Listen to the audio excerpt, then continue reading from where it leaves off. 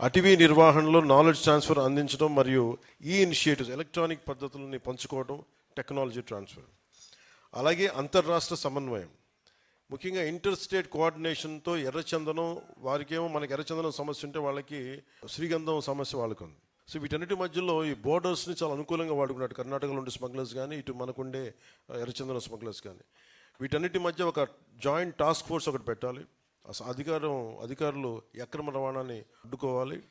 అలాగే నిజంగా కనుక మనకి ఇలాంటి ఎంఓయు కనుక వైసీపీ ప్రభుత్వం కనుక చేసి ఉంటే నిజంగా మన ఎర్రచందనం అక్కడ తరలిపోయిన ఎర్రచందనం తిరిగి మనకు వచ్చేది. సో ఇలాంటి ఎంఓయుని దీనివల్ల జరిగేది ఏంటంటే, ఉదాహరణకి మన వస్తువు అక్కడికి వెళ్ళినా కానీ, మన సంపద అక్కడికి వెళ్ళినా కానీ ఈ ఎంఓయు ప్రకారం తిరిగి ఇక్కడికి వచ్చే పరిస్థితి ఉంటుంది. ఆంధ్రప్రదేశ్లో ఏనుగుల శిబిరాన్ని ఏర్పాటు చేసి వాటిని ఈ వైల్డ్ ఎలిఫెంట్స్ని టేమ్ చేసే మన